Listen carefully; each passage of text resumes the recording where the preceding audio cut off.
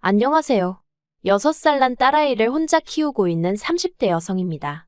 한때는 저도 남부럽지 않게 사랑하는 남편과 가정을 꾸려 평범한 하루하루를 만들어가던 여자였는데 어쩌다 보니 이렇게 제 이야기를 하게 되는 날이 다 오네요.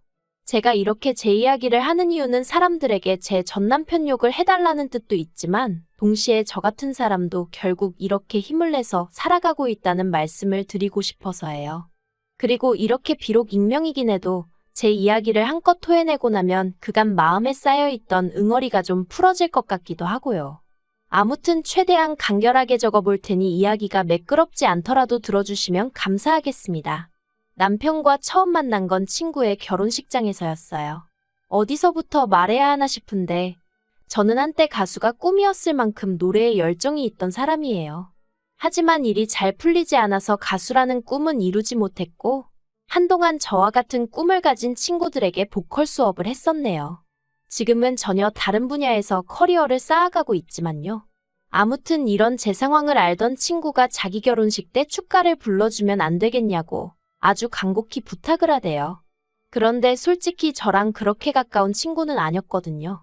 그래서 어떻게든 좋게 거절을 하려고 했는데 잘 안 됐어요, 그게. 친구 결혼식에서 축가를 부르고 따로 뭐 얼마라도 받고 그런 건 없었어요. 친구가 먼저 묻지도 않았고 저도 기왕 해주기로 한 거 기분 좋게 불러주고 말지 싶었죠. 그런데 신혼여행에서 돌아온 친구가 저에게 줄 선물이 있다며 만나자고 하대요.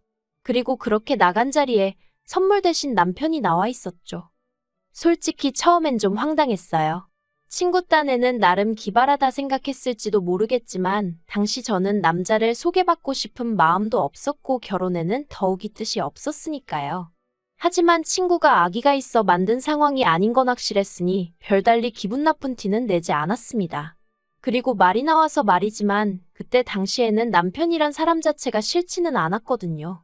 어떻게든 분위기를 띄워보려고 노력하는 모습도 좋았고 제 이야기에 귀 기울이는 태도도 인상적이었달까요?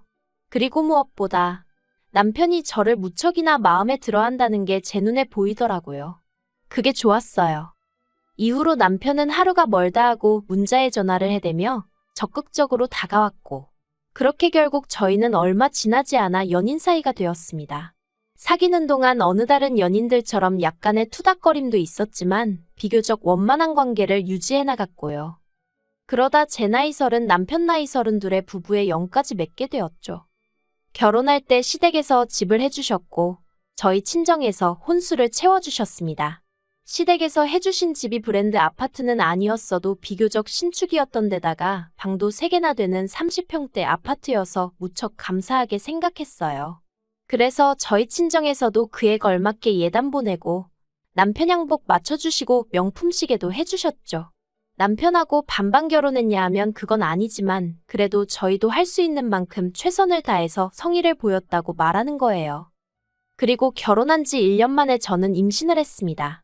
시댁에서는 내심 아들이었으면 하시는 눈치였는데 전 솔직히 딸이든 아들이든 상관없다고 생각했어요. 누가 됐건 간에 건강하게만 태어나다오 그러면 세상 그 누구보다 큰 사랑으로 키우겠다는 마음뿐이었달까요. 그리고 저는 10달 꼬박 채워 그렇게 간절히 바라던 대로 건강한 남자아이를 출산했습니다. 시댁이고 친정이고 할 것 없이 양가 모두 축제 분위기였어요. 남편도 제 손을 붙잡고 눈물을 흘리며 고맙다 고생했다 수고했다. 그리고 아버님께선 축하금이라며 3천만 원을 주시기까지 하셨는데 이 이야기를 전해들은 친구들이 저더러 복받은 기집애라고 농담 반 질투 반으로 한마디씩 하기도 했었죠. 이젠 다 지나간 과거의 이야기지만 저에게도 이런 날들이 있었고 그래서 이때만 하더라도 저는 제가 세상에서 제일 행복한 여자 중 한 사람이라고 믿어 의심치 않았네요. 하지만 그 행복은 오래가지 못했습니다. 아이 돌잔치까지 일주일 정도를 남겨두고 있던 어느 날 평소처럼 남편의 퇴근을 기다리고 있었는데 전화 한 통이 걸려왔어요. 그리고 저는 별 생각 없이 그 전화를 받았죠. 그런데 건너편에서 흘러나오는 건 웬 어린 아가씨의 목소리였습니다. 아주 당당하게 저희 남편 이름을 말하며 자기가 저희 남편과 사랑하고 있다는 이야기를 하대요.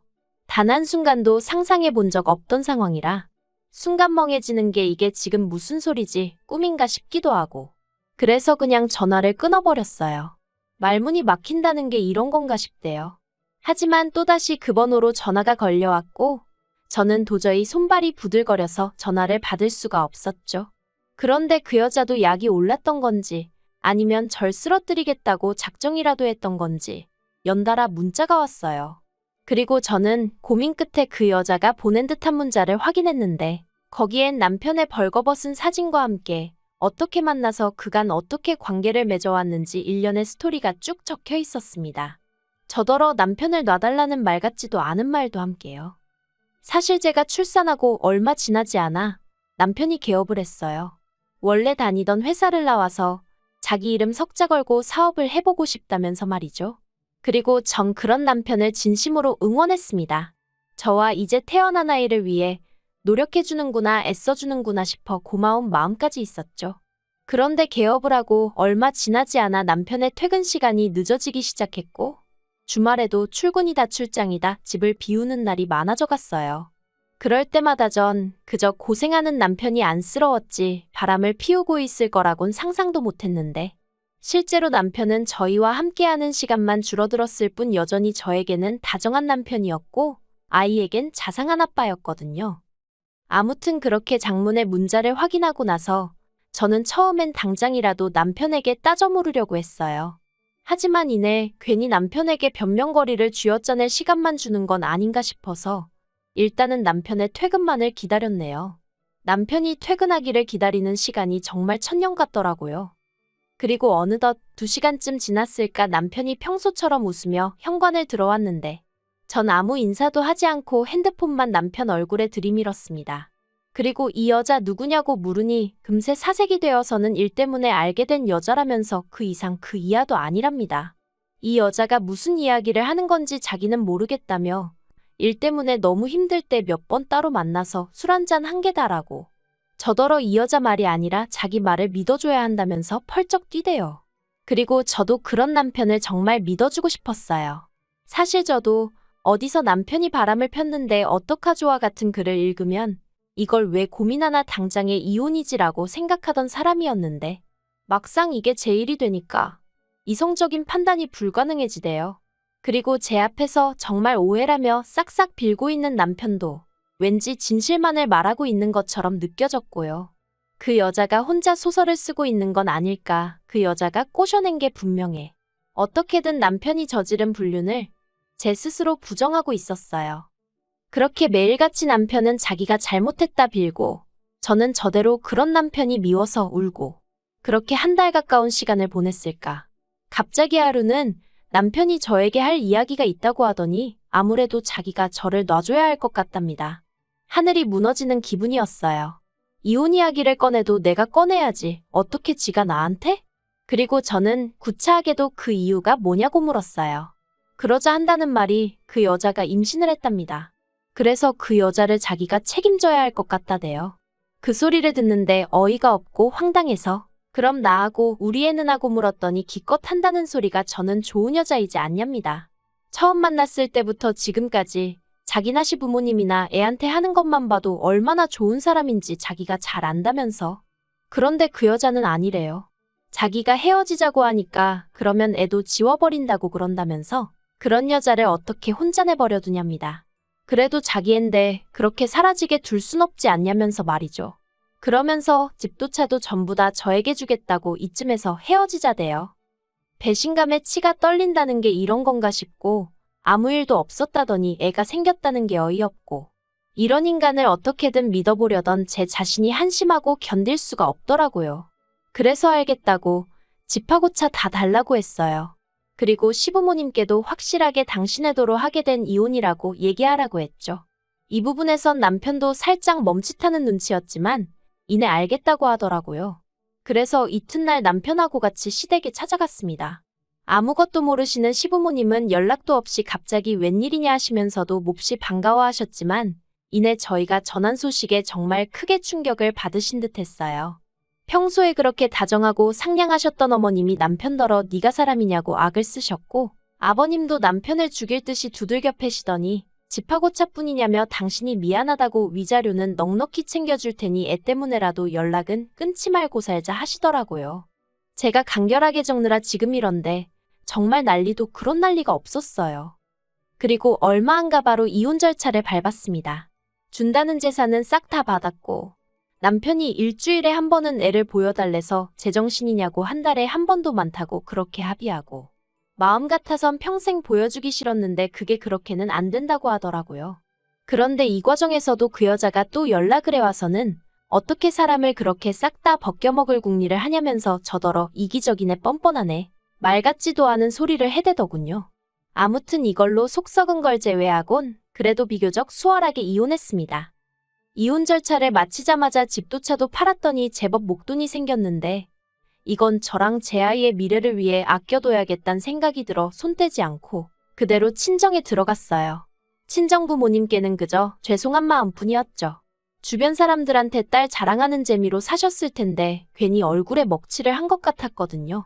물론 이런 제 생각을 말씀드리며 죄송하다 하니 친정 부모님께선 그게 무슨 말 같지도 않은 소리냐며 이래도 저래도 당신들의 하나뿐인 소중한 딸이라고 제 잘못도 아닌데 절대로 주눅 들지 말라고 하셨지만요.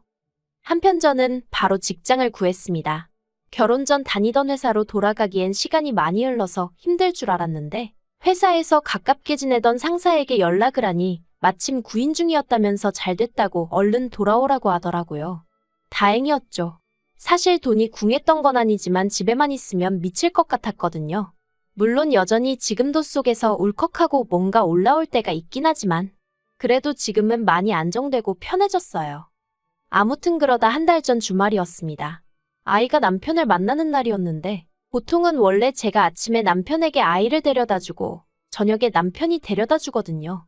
그런데 어째서인지 그날따라 남편이 자기가 데리러 오겠다더니 저더러 애 데리고 놀이공원에라도 갈까 하는데 같이 가겠냐는 거예요.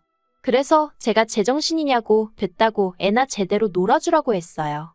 그랬더니 그러면 저녁이라도 같이 먹을 거냐는데 어이가 없어서. 그래서 제발 쓸데없는 소리 하지 말고 눈앞에서 사라지라고 했죠. 그리고 그날 저녁 남편이 애를 데려다 주러 왔는데 애는 집에 먼저 들여보내고 저더러 얘기 좀 하자며 저를 붙잡는 거예요. 마주하기가 죽기보다 싫었지만 그래도 애에 관한 이야기인가 싶어서 그렇게 집 근처 카페로 향했습니다. 그런데 남편이 저랑 마주 앉더니 우리 처음 만났을 때 생각나냐? 그때 너 참 예뻤다. 하나마나한 쓸데없는 소리를 늘어놓는 게 아니겠어요. 그래서 제가 이딴 소리나 할 거면 가겠다니까 잠깐만 있어보라더니 자기가 아무래도 큰 실수를 한 것 같다는 거예요. 도대체 무슨 소린가 싶어서 남편을 가만히 쳐다보니까 그 여자 애가 자기 애가 아니랍니다. 저는 처음에 뜬금없이 무슨 소리를 하는 건가 싶었죠. 그런데 남편이 깊이 숨을 한 번 들이쉬더니 얼마 전에 우연한 기회로 애 혈액형 검사를 하게 되었는데 아무리 생각해도 말이 안 되는 결과가 나와서 그 여자 몰래 유전자 검사를 했는데 자기 애가 아니라고 나왔대요. 그리고는 그 여자한테는 이미 이혼하자고 얘기해뒀다면서 자기한테 진짜 염치 없다는 거 아는데 한 번만 기회를 주면 안 되겠냐입니다. 그런데 그 이야기를 듣는데 자꾸 피식피식 웃음이 나는 거예요. 이 인간 천벌 받는구나, 천벌이라는 게 있긴 있구나 싶은 게 결국 제가 소리내서 깔깔 웃다가 기회 같은 소리 한다고 됐다고 했어요. 그리곤 먼저 일어나서 뒤돌아 집으로 오는데 그렇게 가벼운 발걸음은 참으로 오랜만이었네요. 그리고 얼마 뒤 설마 했는데 그 여자한테도 연락이 왔습니다. 저더러 자기 남편한테 무슨 짓을 했길래 이혼 이야기가 나오는 거냐면서 유전자 검사도 제가 해보라고 부추긴 거냐며 저한테 화를 내더라고요. 황당해서 내가 그런 짓을 왜 하겠냐고 이런 전화하지 말라고 했네요. 불쾌하다고요. 그랬더니 기껏 한다는 소리가 제가 뒤에서 조종한 게 아니라면 제가 정말 떳떳하다면 저희 남편한테 자기랑 이혼할 때 하더라도 저한테 한 것처럼 집이랑 그런 건 좀 넘겨주게 도와주면 안 되냐입니다. 같은 여자로서 자기가 불쌍하지도 않냐면서요. 어이가 없었죠. 왜 지랑 나랑 같은 여자라고 싸잡아서 묵는 건지. 그래서 너는 남이 남자나 뺏은 상간녀고 나는 피해자라고. 그러니까 헛소리 한 번만 더 하면 그때 못한 상간녀 소송 지금이라도 해버릴 테니까 그 입 다물라고 했네요. 정말이지. 전화를 끊고 나서도 황당하고 분해서 몇 날 며칠 밤잠을 다 설쳤다니까요. 이후로 남편에게선 꾸준히 연락이 왔지만 단 한 번도 답장하지 않았어요. 이번 주에 다시 애를 보내야 하는데 솔직히 정말 안 보내고 싶은 마음이 굴뚝 같습니다. 하지만 법적으로 그렇게 하면 안 된다니까 저도 골치가 너무 아프네요. 남편에게 정말 지금 그 여자랑 이혼할 건지, 그럼 앞으로 어떻게 할 건지 하나도 묻지 않을 거예요. 그랬다간 괜히 제가 지한테 무슨 미련이라도 있는 줄 오해할까봐 무섭거든요. 그리고 솔직히 전혀 궁금하지 않기도 하고요. 그런 이야기 도란도란 나눌 정도로 얼마나 좋은 것도 아니고. 까놓고 말해서 이혼하고 완전히 남남이 되어버린 순간 아무리 애 아빠라지만 저와는 더는 상관없는 사람이니 잊고 지내려 노력했고 앞으로도 그럴 생각이에요. 아무튼 제가 나서서 어떻게 한 건 아니지만 그래도 세상이 그렇게 불공평하지만은 않다는 걸 배우네요. 앞으로도 남편이나 그 여자나 두 번 다시 행복한 순간은 맞이하지 못한 채 지옥 같은 마음으로 살았으면 좋겠단 바람뿐입니다.